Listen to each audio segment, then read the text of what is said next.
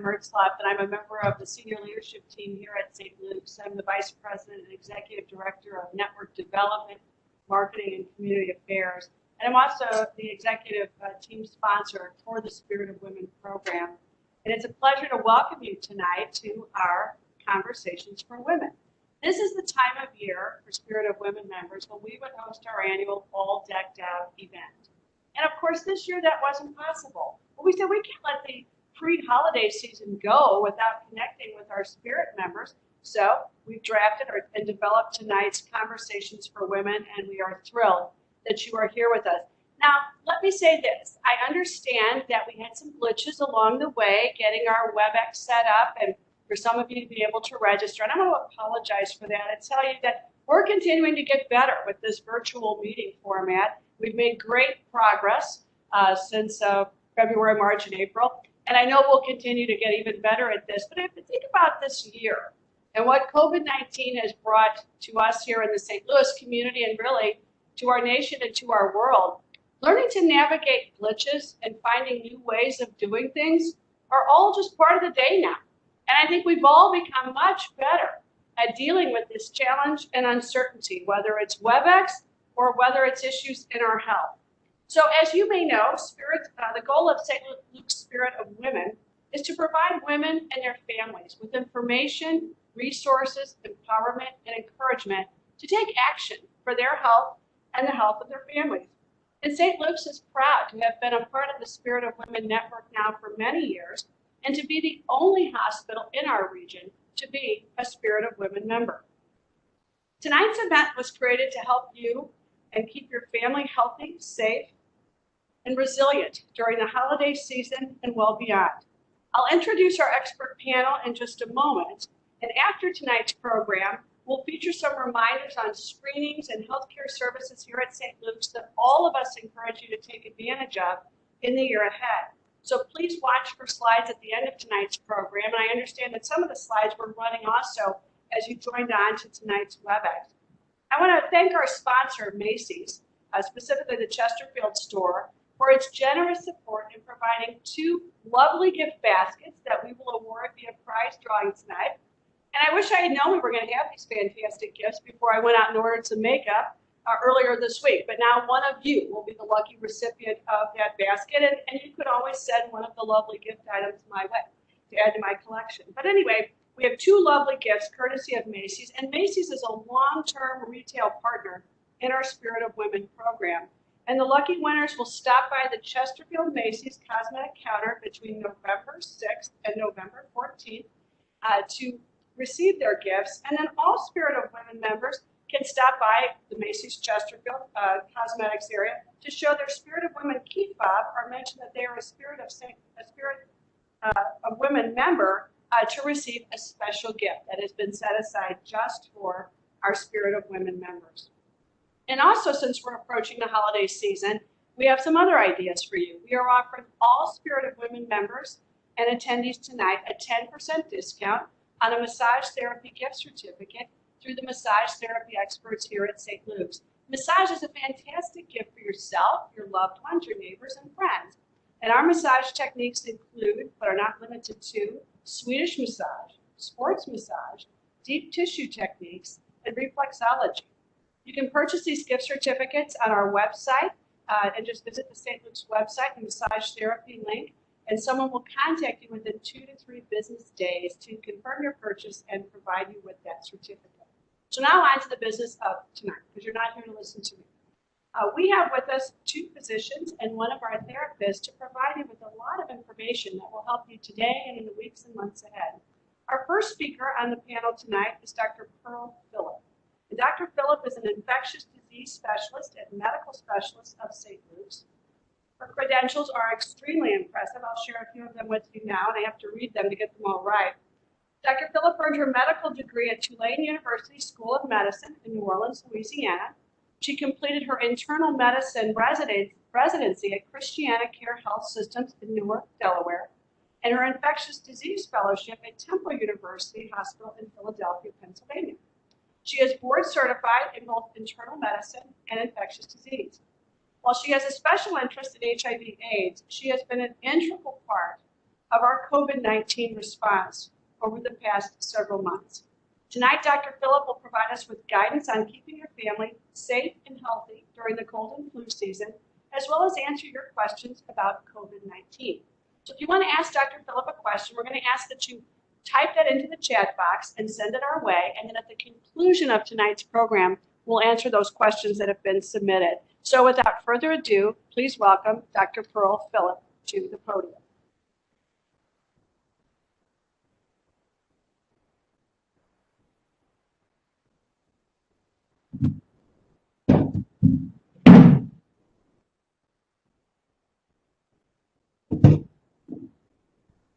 Thank you, Sharon, and to the organizers of this event for inviting me. This is an increasingly important topic as we navigate the world, our lives through COVID-19, and who would have thought we would be where we are today. The topic of my presentation is staying healthy during a pandemic. So there are many things we don't know about COVID-19. Why do some people get so sick and others don't? How long does immunity last?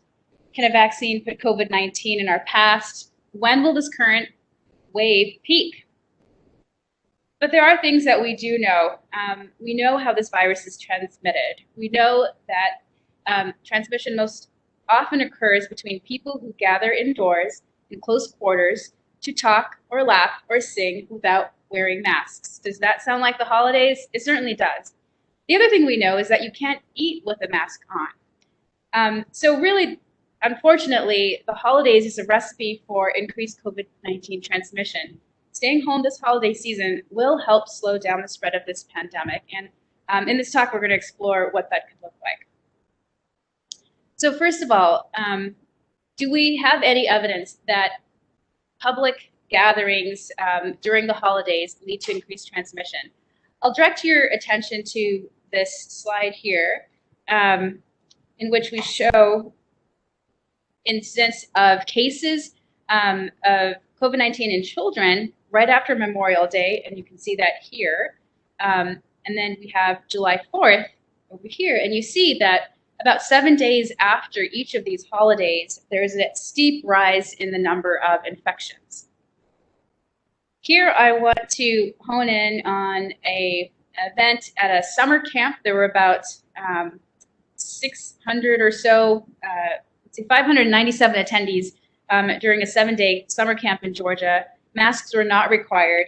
There was one index case, a teen staff member who on day 3 of this camp came down with COVID-19 and went on to infect 44% of the participants of this camp. 44% of 597, 260 attendees from this one case. This slide demonstrates what happened at a family reunion. There were 20 family members invited to this large house. 14 relatives shared a home. 12 of the 14 relatives ended up getting infected with COVID-19.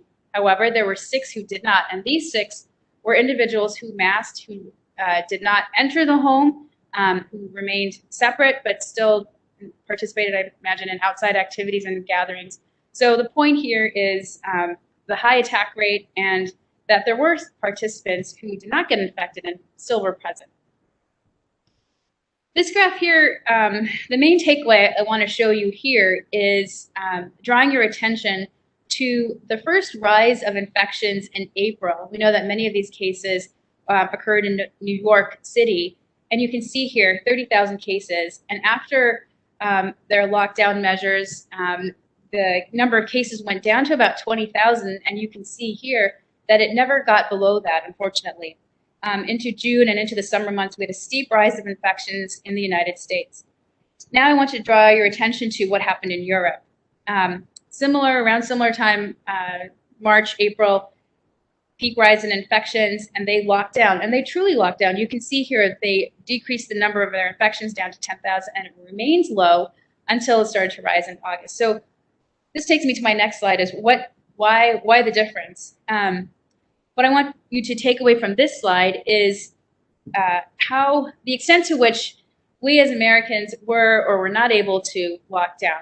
So this graph here looks at cell phone usage as it tracks grocery and pharmacy store attendance. And you can see that after that first rise of infections, we decreased the number of grocery store and pharmacy store visits about 20%, in contrast to what Europe did, about 60%.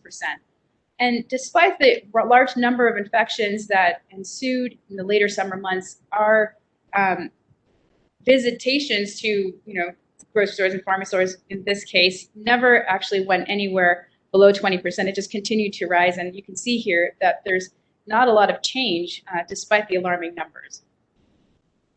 So that just sets the background. I'm just going to go into a little bit of what we know about COVID-19. We know that droplet transmission is the main form of transmission, specifically less than 6 feet. We know that up to 48 hours before a person develops symptoms, transmission has been well documented. And that transmission without symptoms can account for up to 50% of spread. And this is really the basis of why it's so important for all persons to mask, as well as physical distancing. Hand hygiene and surface disinfection of shared objects is also important. In this slide, I show you just a pictorial demonstration of how masks work. The key takeaway here is that masking prevents spread of infection, and that's really the mainstay of how masks work. Here you have these three individuals, individual here who sneezes. These are all supposed to represent virus droplets. And you can see the individual here masked, and you can see the number of particles that are emitted. In contrast to when the person masks, much less density of viral particles. Very few actually make it to the masked individual. And unfortunately, and this bystander who's not masked at all has basically less exposure. Are masks effective? Does everyone need an N95? This is an interesting study. They took a mannequin and they simulated droplets coming forth from this mannequin's mouth. And with an uncovered face, those droplets were found as far as 8 feet away. But with a homemade stitched cotton mask on this mannequin, the droplets went only as far as 2.5 inches. I don't know about you, how many people hang out 2.5 inches in front of your face? So this demonstrates masks, good masks, homemade masks even, are effective. Bringing it closer to home, this is now a really infamous, if you will, or popular demonstration of how effective masks can be. The two stylists in Missouri moved to Springfield, both of them symptomatic with COVID. One gave it to the other during a lunch break, continued to wear masks the entire duration of their shift over the period of days, ended up cutting the hair of, or styling 139 clients who maintained masks at all time in the store, and not one transmission occurred. Masks work. So there is no huge mystery to how we can end this pandemic. And I have 5 bullet points here, and none of these mention the word vaccine. Number 1, masking, universal masking of masks with or cloth face coverings. 2, maintaining physical distance at least 6 feet, avoiding crowds in congregate settings, outdoors being better than indoors, and frequent washing of hands. I'm going to just switch now to travel. Americans love to travel. According to the AAA, 50 million Americans usually travel at least 50 miles for Thanksgiving. So limiting or avoiding in-person holiday celebration is as important as wearing a mask in public or standing at least 6 feet apart. And this is a particularly important presentation, I feel, because of what's going on with the numbers.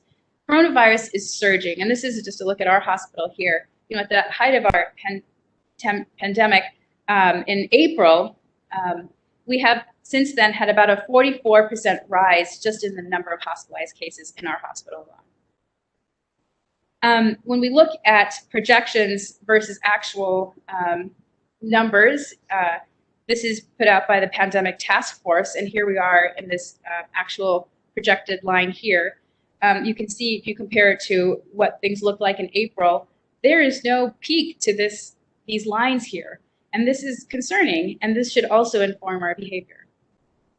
In Missouri, specifically speaking, we've had a 31% increase in the number of cases over the last 2 weeks. Most of these cases are kind of centralized to the the central and southeastern areas here. And the global situation is kind of mirroring what's going on nationally. 47 million cases to date, 1.2 million deaths. And in the US, yesterday we broke a record of 100,000 cases recorded in one day. This represents a 44% increase over the last 2 weeks. So what does this mean? And I just wanted to also add, this, to contextualize, what does it mean to have 232 deaths in the United States? That's about 80 9/11s since the start of this pandemic. So, we've come so far. We have locked down. We have learned how to distance teach our children. We have not seen our loved ones. We've not gotten on a plane.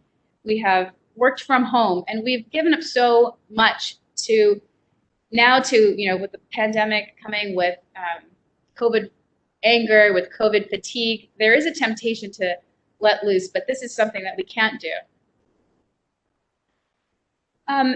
The other thing to remember is that your decision affects not only your grandmother, so to speak, but someone else's grandmother. An outbreak at your family gathering could send a wave of infections throughout your community. So you really need to think of it in terms of, being your brother's, grandmother's, etc. keeper. Additionally, limiting the new cases will prevent our hospitals from being overwhelmed, so people with conditions outside of COVID even can get the care they need. And that is really something that we're seeing as hospitals approach capacity in our region. So let's get to it. What can you do? I've tried to gather some goals and rules about the holidays and some things that you can keep in mind as you make your plans. So first of all, stay home if possible, especially if you're at high risk. Talk to your high-risk family members and ask them, is this something you want to do? Don't make assumptions that they need to see little Billy this December. Ask them and help them understand what is at risk. Keep gathering small, 10 or less, ideally people in your household. Avoid large, crowded indoor celebrations. These are those that drive the pandemic, and you've heard of that number. There are about 20% of those infected are driving about 80% of the transmissions, and this is a setting that those are occurring. Consider wearing a mask when interacting with people you do not live with. If you can't vouch to where they've been for the last 14 days, put a mask on. Ask them to wear a mask. Hold gatherings outdoor if possible. Outdoor gatherings are still risky if people are standing close together, so even when you're outside, still take precautions. Keep 6-foot distances and wear masks. If possible, test and quarantine before and after travel. No office parties, no neighborhood parties in your house. Don't be around people that have increased risk for severe COVID-19 illness. Watch your health and look for symptoms of COVID-19. Call your doctor if you're worried. People who don't feel well should stay home. And let's talk about Zoom. What fun would this be without Zoom? You can get creative with Zoom. Pie and cooking, baking over Zoom. Cook and eat the same meal across different tables and time zones. Gift exchanges, cocktail hours, sing-alongs. The internet is rife with lots of examples of how people have been able to come together utilizing these conferencing mechanisms. So just to throw out some examples of what low, moderate, and high-risk activities look like. So low-risk activities, having a small dinner with only people you live with in your household. Preparing and delivering traditional family recipes for family and neighbors, especially those at high risk of severe illness from COVID-19. Having a virtual dinner and sharing recipes with families and friends. Shopping online rather than be in person on Black Friday, for example. Watching sports events, parades, and movies from home. Short trips by car with members of your household with no stops along the way. Moderate risk activities can be characterized as those such as these: having a small outdoor dinner with family and friends who live in your community, attending a small outdoor sports event with safety precautions in place, longer trips by car or RV with one or more stops along the way, trips by car or RV with people who are not in your household, and long-distance train or bus trips. Then we get into higher risk activities, and these are the types of activities that you should avoid. Going shopping in crowded stores just before, on, or after Thanksgiving. participating or being a spectator at a crowded race, like a turkey trot. Attending crowded parades, using alcohol or drugs at gatherings which can cloud judgment and increase risky behaviors. Attending large indoor gatherings with people from outside of your household, or traveling on a cruise ship or riverboat. Now, if you think you may have been exposed to COVID-19, you need to get in touch with your healthcare provider, and you can have that conversation where you can understand your risk, your exposure, and take the appropriate measures, whether it be testing or monitoring your symptoms, etc. Get emergency care with any of these warning signs, and these are really those that indicate a low oxygen level. So trouble breathing, persistent chest pain, new confusion, an inability to wake up or stay awake, or bluish lips or face. That really warrants a trip to the ED or calling your paramedics. The CDC website has something called the coronavirus self-checker, which is a tool that you can be walked through to help assess your risk of infection for COVID-19. Very quickly, we're learning about what COVID-19 looks like. Fever can be seen in up to 99% of patients, cough in 59 to 82%, fatigue in 44 to 70%. And this is something that we're seeing a lot with our patients, profound fatigue, loss of appetite, shortness of breath for sure, body aches, then sore throat, nasal congestion, headache, diarrhea, the GI symptoms, nausea, vomiting. And then loss of taste and smell is actually, now that we're seeing more and more, it's something very particular, or more often it's seen with COVID-19 compared to some of the other respiratory viruses. I just want to add here, this is also allergy season. If you have symptoms that are not in line with your normal typical allergies, you should really consider getting tested, especially if you've had some exposures. And when in doubt, get tested, talk to your provider. So how do you stay healthy? Get your flu shot. This is important because if you get the flu and COVID-19, the outcome can be very deleterious. Thankfully, we've not seen a lot of flu because people are sheltering in, wearing masks, and we haven't really seen a lot of flu yet. But this is approaching the height of flu season, so get your flu shot, especially if you're high risk. Stay physically active and practice healthy habits to cope with stress. If you have an underlying medical condition, you need to keep taking your medications and continue your treatment plan.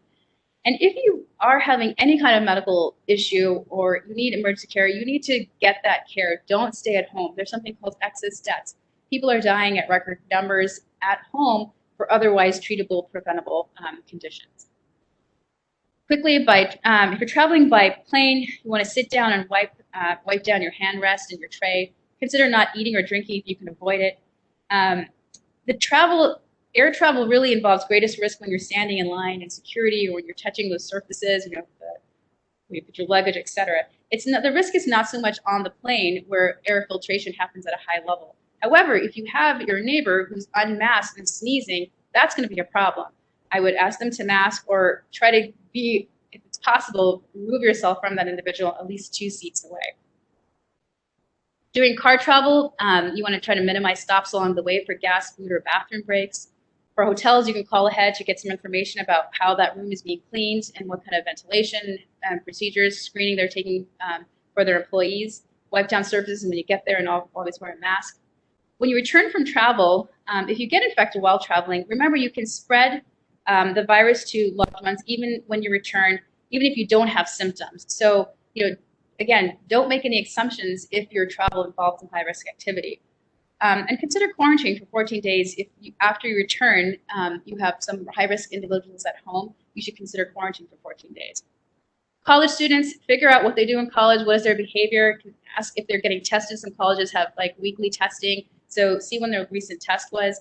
And when they come home, consider what activities you want to engage with your college students who might be at high risk. Do you want to keep them in the basement? Do you want to have distancing at meals? Do you want to get them tested? Have those conversations and think about that.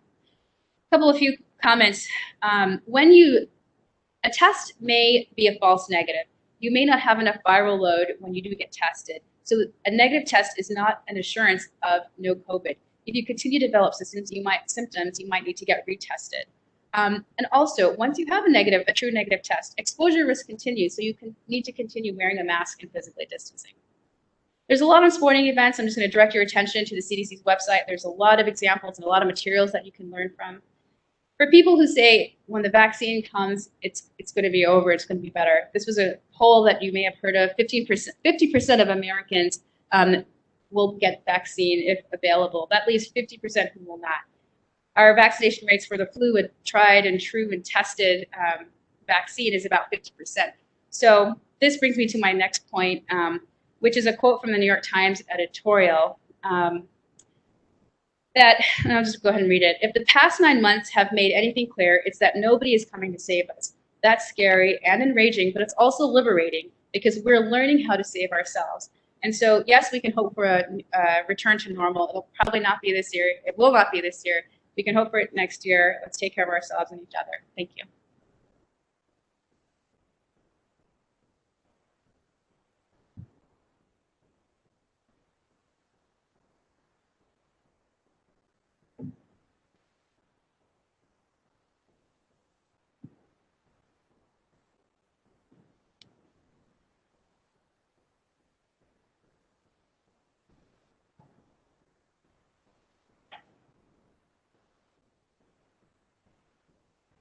Thank you very much, Dr. Phillip. You shared an incredible amount of information with us and gave us some wonderful tips on how to manage ourselves and our families and our loved ones' behavior and risk avoidance during the holidays.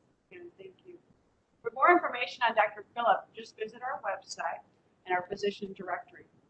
So our first giveaway is a clearance skincare basket, which is valued at $537. And our lucky winner is Diane H. We're protecting everyone's identity by not giving last names. So Diane H. is our winner. And we will provide your name to Macy's, and the basket will be available for you at the Chesterfield Macy's Cosmetics Department. Before we go into the next part of our program, I just want to take a moment and encourage everyone with us tonight who is not already a Spirit of Women member to consider signing up for membership. Membership is complimentary to all of you, and it offers so many benefits and so much information about our programs and services and opportunities for you to, again, become more informed and active and accountable for your health. Of course, when the COVID pandemic is beyond us, and we hope that that is sooner rather than later, we'll resume a lot of the great activities that you've come to know and love as part of our Spirit of Women program. So again, if you're not a member, it only takes a minute to sign up, and we'll keep you informed of all the activities coming up here at St. Luke's. So next, I'd like to introduce our next expert speaker, Cathy Naughton, MD. I'm going to share a little bit about Dr. Naughton's background with you. She is a board-certified urologist at Urology Specialists of St. Luke's. She received her doctorate of medicine from the State University of New York at Buffalo.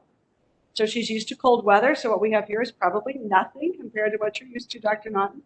She completed her residency at Washington University School of Medicine in 1999 and a clinical fellowship in male infertility and microsurgery at the Glickman Urological Institute of the Cleveland Clinic in 2001. Her specialties include neuromodulation therapy for overactive bladder and treatment options. In addition to physical therapy and medical management, she'll talk about some of the other services that she is able to provide. Tonight, she'll address common pelvic health and incontinence issues for women. And again, to ask a question, simply type it into the chat box. We're keeping track of all questions, and we'll answer those at the end of tonight's program. So I'm really proud and happy to introduce Dr. Cathy Naughton.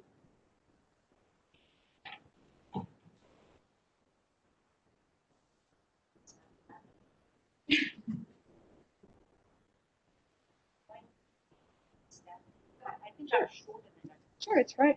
Oh.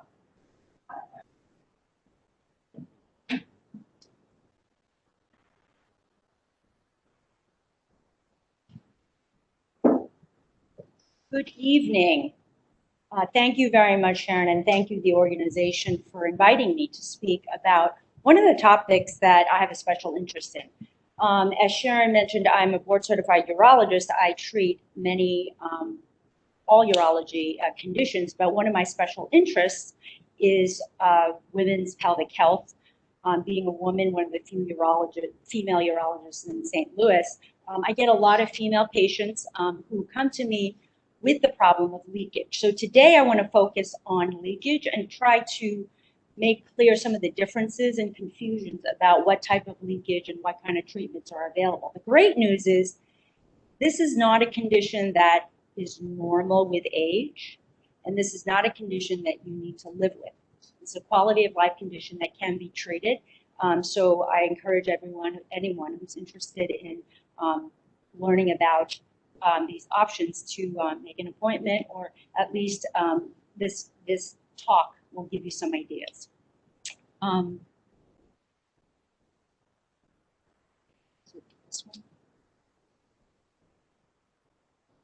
So one of the first things is when women come to me and they complain of leakage, my job is to educate that there's basically two big categories of leakage. There's something called stress incontinence. That's when you leak, when you cough and sneeze and laugh and exercise and bend and lift.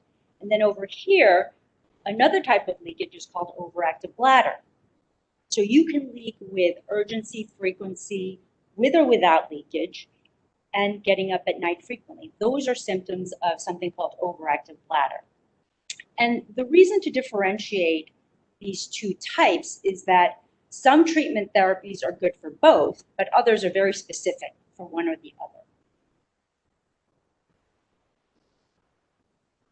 As I mentioned, this is not something that is normal, and unfortunately, there's a lot of advertising and commercial interest in diapers and pads. If you go to any drugstore, you think that that's a normal thing. Well, it isn't, but it's very common. So 1 in 3 women will suffer from stress incontinence at some point in their lives, and over half of women with stress also have overactive bladder. So you don't have to have one category or the other. Most of my patients actually have a mixed picture. So about 1 in 6, though, patients will have signs of overactive bladder, and this is both men and women. So some people think, oh, this is just a female disease, or condition, but men actually have overactive bladder too. I mean, you have bladders, same as women. The difficulty with men is they also have a prostate. So when you evaluate a man, you want, as a urologist, you want to try to differentiate, again, is it the prostate or the bladder, or again, is it both?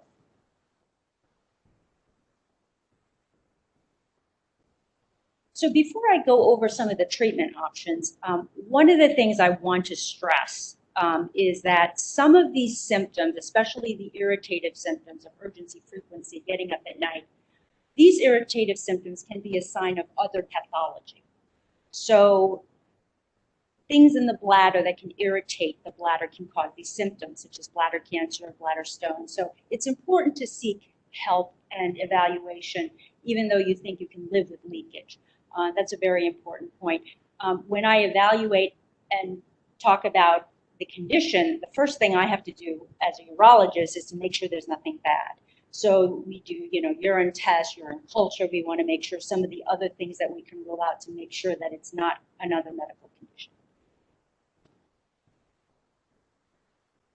So when we talk about treatment options, I alluded to the fact that some treatment options are good for both the stress incontinence and the overactive bladder, but some are very specific. So if you look in the middle box here, things that would help both of them would be lifestyle changes. So certain changes in diet, increasing exercise, sleep, adequate sleep, stress reduction. And then I'm going to have our physical therapist take the floor after me and talk more about physical therapy, because I'm a big proponent of,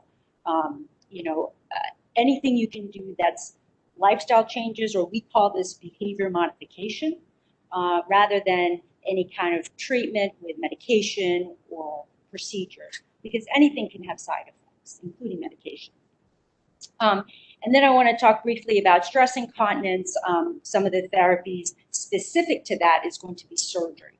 So I have a lot of women that come in and say, I have leakage and my friend had a surgery and it worked. Well, that would be fine for your friend, and I'm glad it worked for her, but it may not be the right treatment for you. So again, having these preconceived notions of, oh, this worked for somebody, and so we have to have an evaluation and see if that's right for you. And that's my job. Overactive bladder has very specific treatment options as well. It's very important to realize that if I start you on a therapy for overactive bladder, it's not going to help the stress incontinence usually if it's specific for overactive bladder. And we're going to talk a little bit about the oral medications, Botox injections. Botox is everywhere. You can put it everywhere. You can put it in the bladder.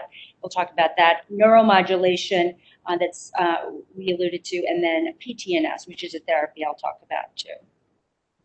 So let's go over lifestyle changes. This is one of my favorite topics because it is the most non-invasive thing that I can offer you because I'm a big least invasive to most invasive, especially for things that affect quality of life, right? If it's not a cancer, you know, I don't know if all the diet changes, there are some diet changes that can help prevent recurrence of cancer, but again, taking out the tumor would be the first initial therapy. But if for lifestyle change, for quality of life conditions, one of the things is lifestyle changes. So for example, for overactive bladder, there are specific foods, coffee, tea, chocolate, spicy foods, changes that actually, those foods actually irritate the bladder. So one of the treatments, if you can identify, oh, a pot of coffee, yes, that affects my bladder. If you choose to change that, that may fix everything. And wouldn't that be nice versus taking a medication? But I do have patients that say, you know what? No, you can't take away my coffee. Well, as long as there's nothing right, it's your life. And if you say, I need my cup of coffee, what else can I do? Then we'll talk about some of the other things. But diet is one of the big things. I'm also a big plant-based food advocate because I'm a big believer in that being the best nutritional value for not only outside looking, you know, in terms of getting to your ideal body weight, but inside in terms of everything, hypertension, diabetes, heart disease, and all these things that can improve your health in general will help quality of life conditions. Exercise, I'm not saying run a marathon every week, but being active, and it's not enough to have an active job, you know, but moving, walking is one of the best, you know, treatments. And then sleep. Everybody thinks, you know, oh my goodness, you sleep so much, you're so lazy. No, very important things happen while you're asleep. And so 8 to 9 hours is recommended per day. But a lot of people have a difficult time with sleep, which also affects the rest of your day. And part of it could be, you know, the urinary complaints. And we kind of talked about that. Stress reduction. So stress reduction is very difficult because stress affects all of us, especially in this time in our lives, but and we all respond to it differently. So it also means that different things help us alleviate that. So it's very individual. So whatever works for you, acupuncture, massage, taking a bath, it doesn't have to be expensive. But meditation is one of the other things I do advocate, which, you know, is very difficult for me personally, but I know that it is something that does help with stress reduction. And I'm going to leave the pelvic floor to our physical therapist, okay? So let's move on to the specific treatment options for over here, stress incontinence. Again, stress incontinence is leaking with coughing and sneezing.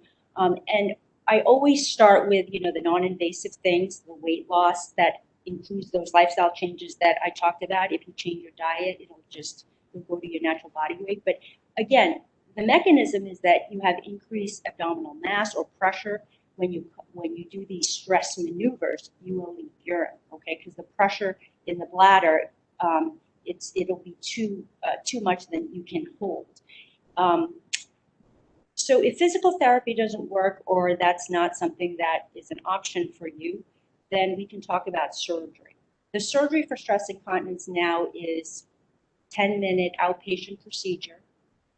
It is not, it's called different things, bladder tug, bladder sling, but it's actually something goes underneath the urethra, which is the tube that you pee through. So it's a little, it's a form of mesh, not the mesh you hear about on TV, that's bad, but it is a foreign body. So it does go underneath the vaginal mucosa, and it basically supports the urethra. So every time you cough and sneeze, it'll cause an obstruction. Again, it's very good success rates. It's outpatient surgery. But again, if you get the surgery and then gain a whole bunch of weight, it may not work again, you know, or as well. So again, it is surgery, which carries with it all the risks, and I love operating. That's what I do. But if you don't need surgery, that's always going to be. Yeah. Let's move on to some of the specific treatment options for overactive bladder. This has come a long way with multiple therapies, and a lot of patients don't know that there are treatment options available. There's basically tiers recommended in the American Urologic Association in terms of treatment options for overactive bladder. The first tier is physical therapy, behavior modification, and or medication. So there's a lot of medications out there to treat urgency frequency, nocturia with or without incontinence. There's so many of them because not all of them work. And I would say it's about a 60% success rate for almost all the medications. It's almost like the ED medications. There's so many ED medications, they don't work so great. Same thing with the overactive bladder. And actually 90% of patients actually stop medication after about a year. And that's because they don't like the side effects. It's too expensive. I just don't like taking a pill every day, the compliance. Or it doesn't work, it stops working. After the oral medications, we talk about this next tier of treatment options, or we call these advanced therapies. And there's basically three, and I've listed them: Botox, neuromodulation, and PTNS. So let's talk about Botox. The way medications work is they paralyze the bladder. There's two big classes of medication. One promotes relaxation of the bladder, and one prevents contraction of the bladder. They both, in the end, do the same thing. They relax the bladder, quiet the bladder down so it doesn't have these reflexive contractions. Botox actually does the same thing. It paralyzes the bladder, but it does it more directly. So just like you could put Botox in your face and your lips, if it works, it will wear off. That means you are going to need more injections. So most of my patients for overactive bladder will last 3, 4, 5, 6 months, and then they have to come back to get injections. Now, the injections in the office maybe total take about 30 minutes. You know, you numb the bladder with a solution, and then I look inside the bladder. That's called a cystoscopy, and then we inject Botox all over the bladder. The other complication that can happen with Botox injections, in about 5% of patients, it works too well. You can't pee at all. Now, luckily, it's going to wear off. But how quickly is it going to wear off? And during that time, we're going to have to teach you how to catheterize yourself to empty your bladder. So there's always pluses and minuses. But again, for some patients, especially the neurogenic types, this is when you have these urinary symptoms and urinary problems because of a neurologic problem like MS. It works really well for some patients. I want to spend a little of time on neuromodulation. So neuromodulation is a different way of treating overactive bladder. It is not putting something in the bladder or paralyzing the bladder. It's actually working on the nerve signaling between the pelvic nerves and the brain. And it does this by delivering little electrical impulses to the pelvic nerves.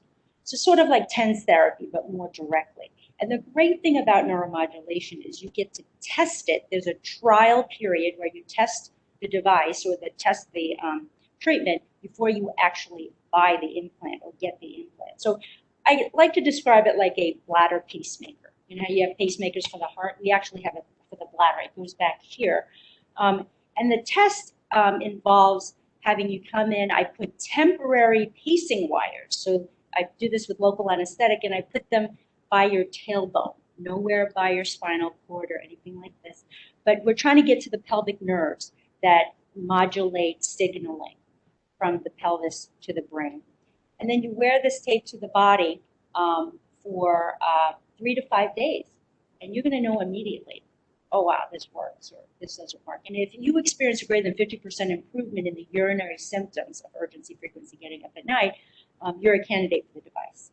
And the device is a 20-minute outpatient procedure. It isn't done in the operating room under sedation. But now we have rechargeable batteries where I only have to put it in once, but then you do wear a recharging belt, and it's FDA approved for 15 years. We also have another one that you don't have to recharge it, but it lasts a shorter period of time, maybe 6 to 8 years. So this is a therapy that a lot of people don't even know about. but it works extremely well in patients. Success rates can be as high as 80%. And part of that is because you kind of vet it, right? You kind of test it. I put it in on the people that it actually works very well in. I'm going to talk about a little bit about PTNS. That's an acronym for percutaneous tibial nerve stimulation. So this is what I call a poor man's inner stim or poor man's neuromodulation. And that's because the tibial nerve, which is a nerve behind the ankle bone, everything's connected to everything, eventually feeds into the pelvic nerves that I stimulate with the neuromodulation. And so for patients that want to not do an implant, we can actually tickle that tibial nerve with almost like an acupuncture needle. It's done in the office. It takes about 12 sessions to do the first induction period, though, and you come in about 1 to 2 times a week, and I put a little needle in, and then you stimulate it for 30 minutes. You can read a book, or you can watch, do your phone, but you have to come in and say 30 minutes. And then afterwards, usually most of my patients need treatment about once a month to maintain that because it's temporary, right? Once that's stimulated, I take the needle out, there's no more stimulation. There are talks about more of an implantable type of tibial nerve stimulator. So these are things that are being developed, and it's a very exciting time for treatment of these conditions that, again, you do not have to live with. So I want to stop here and thank you for your attention, and I'd be happy to entertain any questions at the end. Thank you so much.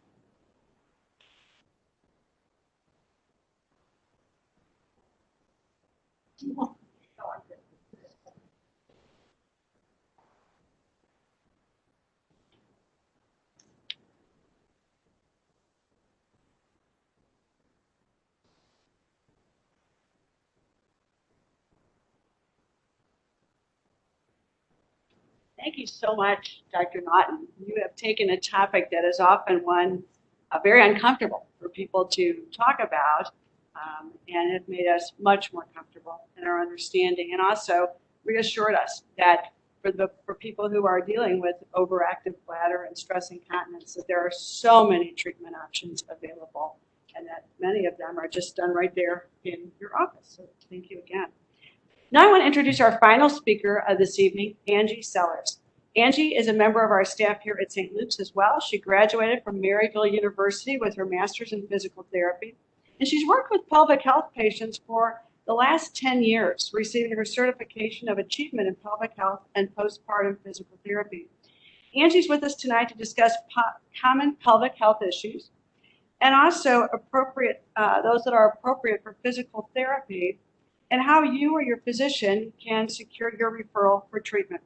Again, as with our other 2 presentations, please type any questions that you have into the chat box. We are collecting them, and we'll answer all questions as soon as we have our final presentation this evening. So, Angie, welcome.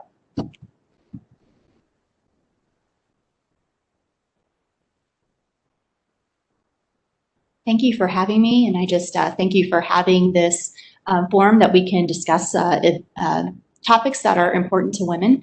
And so, as she said, I'm a physical therapist. I am at the clinic across the street from the hospital in the Deloge outpatient building. And I am just going to give a very general, brief overview of some of the diagnoses we see in physical therapy that are related to pelvic health, and just a little bit more about what your pelvic floor is.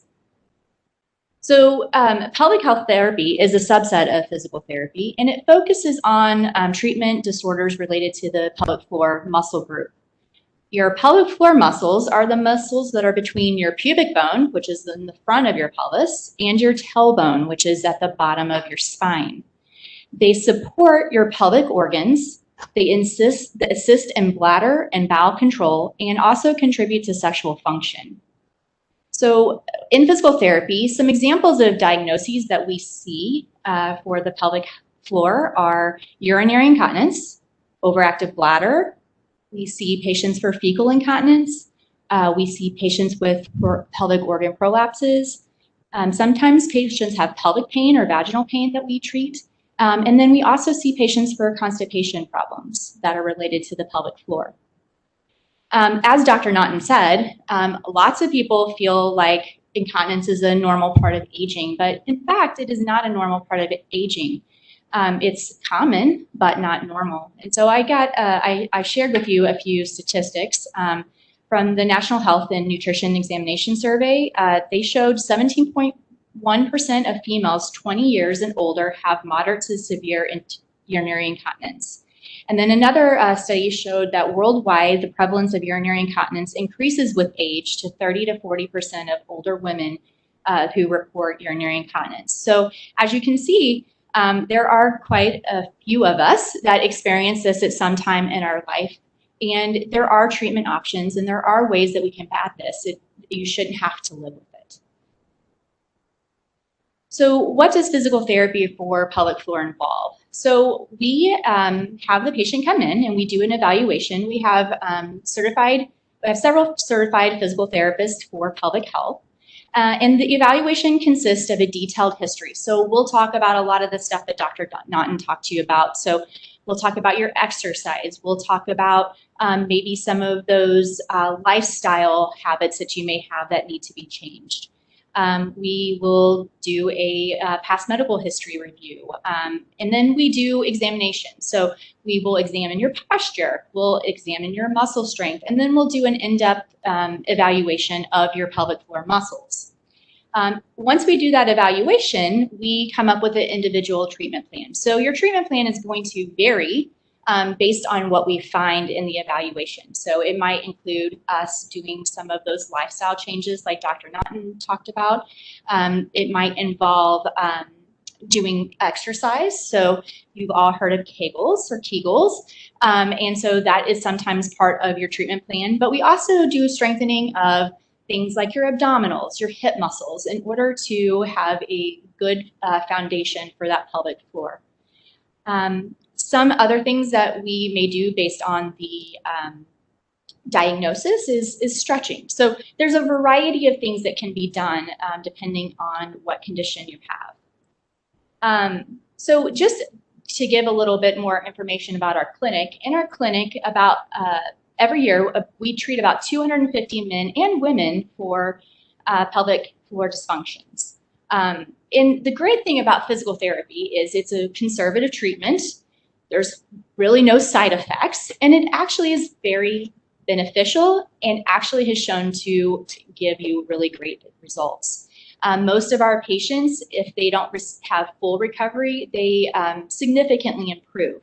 So it's kind of your first line defense in treating some of these common pelvic floor problems.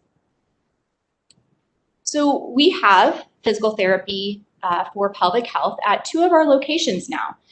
So our first location is where I am, across the street from the hospital. And then we also just opened a clinic in St. Peter's off of Mexico Road. And there is also a pelvic health therapist at that location as well. So to have physical therapy for your pelvic floor problems, you have to have a referral or an order from your physician. So we can, if you call us and you have questions about that, we can point you in the right direction. Your physician can also fax us an order, or you can get an order from your physician and bring it to us. Some of the physicians that we most often work with are primary care physicians, urologists, gastroenterologists, urogynecologists, and OBGYNs. And then on the slide is also our phone numbers where you can reach us at the Chesterfield and St. Peter's location. And then I also just want to talk a little bit about what Sharon had mentioned earlier with massage therapy. So Spirited Women do get a discount from our massage therapy program. We currently have massage therapy at the Chesterfield location, the St. Peter's location, and the Fenton location. You can now book online, which is a great feature. So there is the website right there on your slide from the hospital. So if you go to the hospital's website, if you scroll down, there's going to be a section that says massage therapy. You click on that, and then you can schedule your appointment online. Our prices for our services are $80 for a 1-hour massage, and the first one we give at $70, and those are the ones that you can get the 10% discount on. We also just started a membership program, so your membership includes one massage a month, and it's $60 per month. If you decide to have an additional massage within that month, it is then $50. It's a great deal. We have many massage therapists who are well experienced, and we would invite you to try that. So I don't have anything else. There's some references for where I had gotten those statistics, but I am happy to take any questions you have at the end. So thank you very much.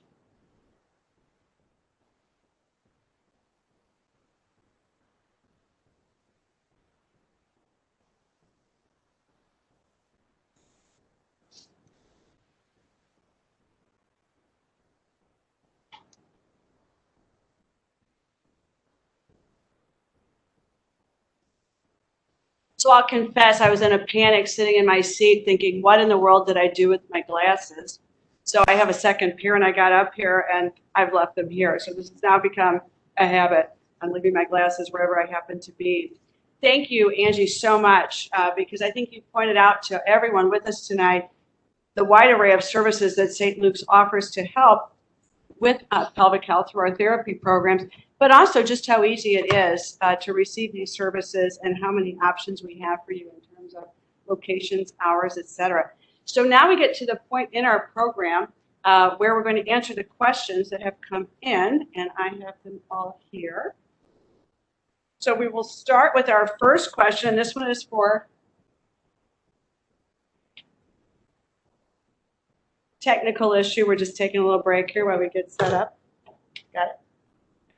I think this question was really submitted by my husband because he is so tired of packages showing up on our doorstep. So if there's an R. Mertzloff signed up for tonight, he's really not a Spirit of Women member. But anyway, I'm going to ask this question of Dr. Phillip. With the holidays coming, many people, as you suggested, will be shopping online. So what, if any, are the risks of receiving packages that may have the virus? This comes up a lot, and there've been some studies. Viruses can live on cardboard for 24 hours, on metal for 72 hours. But you have to remember, these were experiments done in perfect conditions, where viruses thrive in a laboratory, with perfect conditions. The likelihood of you getting COVID-19 infection from opening up a package and then having a live virus, because it could have dead virus, but it has to be a live virus, then you touching your mucosal membranes and then infecting yourself, are low. I think I would much rather people focus on things like going to the grocery store and being close to someone without a mask, going to the gas station, things that it's all about likelihood. So what can you do at an abundance of precaution? Wash your hands after you open up your packages. I would say that is more than adequate as in terms of reducing any potential transmission risk, but the real likelihood of that actually occurring is very low. Our next question is for Dr. Naughton, and the question is carbonation of bladder irritant? Interesting question. Carbonation can have specific effects for certain. Can have some different effects for different people. So it's just like coffee can be an irritant for certain people, but a pot of coffee is fine for others. It really is individual. So again, it's very important if you're going to do behavior modification to keep a diary or some mental check of, every time I have that sparkling water, I have to run to the bathroom. Part of that could be just increased hydration, but again, if you can identify triggers and then be willing to change the behavior, then that's a simple solution. Another question for you. How often or frequently do you see after a patient has had one of the therapies that you described this evening that there's still a need for any type of incontinence product? So no therapy is 100%. If somebody tells you this is 100% foolproof, that's a red flag. So if we can experience an improvement we think that's satisfactory for you, then we think it's a success. But yes, it may not be perfect, and you may still need some incontinence products or not be completely dry. Our goal would be to get as close as possible. The other thing you have to remember is a lot of my patients, once they have a therapy, they forget how it was before the therapy. And now all of a sudden, this is the new norm. And now I need it to be better and better. And that's part of our nature, that we want it better and better. And we will work to make it better and better. But sometimes I do multimodal therapies. I have some patients on medication with InterStim and Botox, as long as it makes sense that the mechanism of treating the symptoms is a little different, or getting at it from a different modality, then it makes sense. So some of the medications, I told you there are 2 classes, they work a little differently. So I have some patients on 2 classes of medicines as well. Thank you very much. Angie, our next question is for you. Are there classes offered that can improve your pelvic floor? At this current time, we are just seeing our pelvic floor patients in physical therapy. We previously have had some classes for incontinence as far as exercise classes, but unfortunately, due to COVID, we are not doing those classes right now. So right now, your options to learn more what you can do exercise-wise to take control of your pelvic health are through physical therapy. And on average, we're staying with you on the question, on average, how long a course of physical therapy visit to successfully treat incontinence? We usually see our patients once a week. And usually probably the average amount of visits is probably around 6. Some people may see us a little bit for a shorter time or maybe a little bit longer time, but I'd say the average is about 6 visits. Thank you very much. Dr. Naughton, this question is for you. Does insurance typically cover neuromodulation procedures? Yes, it does. It absolutely needs to be covered because it is expensive, but for sure Medicare covers this treatment modality, yes. That's reassuring for everyone. And Dr. Phillip, one of the questions for you is, what risks are there for children attending school in the classroom? There's a lot in the news and the media about this, and we're learning this more and more. I think you have to risk stratify what the age of children you're talking about. Studies have shown that children less than age 10 are less likely to be symptomatic and also less likely to transmit the virus. Those, as the older you get, above 10 into adolescence, it seems to be more similar to transmission and symptom patterns reflecting what adults experience. That being said, the same kind of precautions should be taken into account.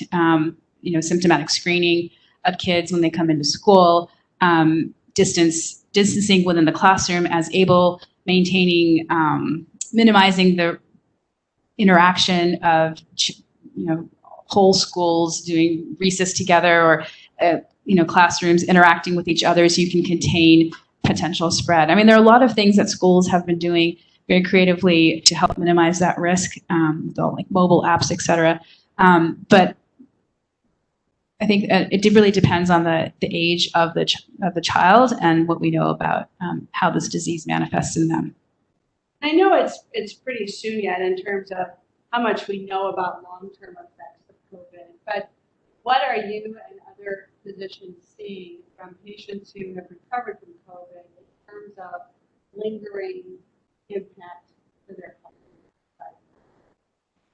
This is really something that I'm more and more interested in. I have a friend of mine who, a healthy 30-year-old, who got COVID in March, and weeks out, he said it felt different running. Like he couldn't maintain that level of endurance that he had, and this was like 2 months out. So I think it's we're about 9 months into this pandemic, and to speak of long-term effects, we're still a work in progress, but definitely, it's a multi-system disease and it can affect, therefore the impacts are going to be multifactorial. But I think long-term inflammation in the lungs as it as it relates to oxygenation is kind of things. And then you hear, more and more in the news about these long haulers, as they've been termed. So, the presence of violence alone can stimulate this inflammation, just like the flu. What you're doing with Tamiflu or et cetera, you're really minimizing the body's inflammatory response. And similarly, COVID is kind of like that inflammatory response on steroids. So it really depends on the individual, but they do exist. I think the data is still being understood, but it is something that's been appreciated in the literature. And then one final question we have for Dr. Naughton. How effective are lifestyle changes on stress incontinence? It depends how rigorous you are in maintaining these lifestyle changes. So for stress incontinence, lifestyle changes would include the physical therapy, and it may take about 6 weeks to get it initiated where you learn how to do the physical therapy, but it's like exercise. It's a lifelong process. You need to continue to do it to make it work. I think it's a very viable option, and you have to have an individual that has the dedication and the commitment to do the exercises, just like changing their diet or exercising or trying to get sleep, getting a routine. So it can be very successful or it can be very unsuccessful. So as we conclude our questions tonight, I would just ask each of you, our expert panel, what is one takeaway that you want every participant of tonight's program to remember, whether it's through the holidays, through the long haul? What is one point that each of you would just like to remind each of our participants this evening in their health and wellness? Angie, we'll start with you. I would just like to remind everyone that pelvic health disorders are not normal. It is not normal for you to have incontinence, and we have lots of treatment options, as I and Dr. Naughton have talked about, and it's something that you don't have to live with. So I encourage you to seek out your healthcare provider and talk to them if you are having any of those types of issues. The other thing to remember is definitely there's treatment options, but even if you just have these symptoms and you think you can live with it, there could be other things that are medically undiagnosed. So you really do need to seek attention, whether first talk with your primary doctor and then get to the right specialist. You probably can anticipate what I'm going to say. This is a real disease. Everyone thinks that, potentially they're the exception to the rule. There is no exception. Mask, socially distance, when in doubt, don't. There is an end to this. It will come, but it's just not worth it. And, this is not someone else's problem. This is our problem. It's here. Do what you can to protect you and your family. Thank you all for your presentation this evening as our panel of experts. Now, as we wrap up tonight's program, I have just a few additional points. We want to have our second giveaway, which is a Lancome skincare and color basket valued at $443. And the name drawn as the winner for this lovely gift is Louise C. So again, we will be providing your name to our friends at the Macy's Chesterfield Cosmetics counter, and you can pick up your skincare, your color basket, excuse me. You can pick up your color basket there. I also want to complete our drawings tonight with that of our massage therapy gift certificate, and this was provided by Dinah Witherspoon, who's our Director of Therapy Services and our massage therapy team. And this is valued at $70, and the name drawn for this winning is Stephanie R. So Stephanie, your massage certificate will be mailed to you. We have that information on file. I just want to remind everybody that all the winners of our baskets and massage certificate tonight were randomly selected from our list of registrants. And the winners must have been in attendance virtually when we verified tonight, everyone who was logged on to tonight's WebEx, so that we can send those prizes to you. St. Luke's is recognized at regional and national levels. We're very proud of this for excellence in our clinical quality, our patient safety, and our patient experience. And I'm delighted to share with you that recently Healthgrades named St. Luke's one of America's 50 best hospitals for cardiac surgery. This is the third year in a row that we have received this honor, and we are so appreciative that Healthgrades has singled out our care with this award. The other thing I want to mention is that for the past 6 years, St. Luke's has been recognized as one of America's best hospitals by the Women's Choice Award. And this award covers a broad array of services. It's based on clinical excellence, patient satisfaction, and what women say they want in a hospital experience for themselves and for their families. So this specifically recognizes St. Luke's for our care in bariatrics, breast health, cancer care, stroke care, maternity services, patient safety, and orthopedics. And we want to thank all of you, our Spirit of Women members, who have made us a Women's Choice Hospital. You know, when we talk about awards, it's not so much that I'm standing up here to brag about St. Luke's, although there is indeed a great deal to brag about. It really speaks to the culture of who we are as an organization, the importance of our patient always being first in the work of our healthcare ministry, and why we do what we do and we carry out our mission to improve the health of our community. Let me say that the greatest accolade we received, and although we love all these honors and awards, the two that I shared tonight, but the greatest accolade that we receive is the confidence, trust, and loyalty of our patients. And so we thank all of you for that. I want to conclude tonight once again by thanking our panel of experts. I want to thank all of you, our Spirit of Women members who joined us tonight. And I also want to thank the incredible staff team here at St. Luke's, and specifically for tonight's program, our community outreach, marketing, media services, graphic design staff, and our physician relations team, and I hope I haven't left anyone out, for all of the work that went into putting together tonight's program. So thank you again for joining us. Have a wonderful, happy, healthy, and safe holiday season. And also know that you're not done. Even though we're wrapping up tonight, we're going to send you a short survey via email. And through that survey, we'll get your feedback, but you also give us the ideas and concepts for future events. So please take just a moment or two to complete the survey so that we can continue to meet your needs as a Spirit of Women member. Good night, everyone.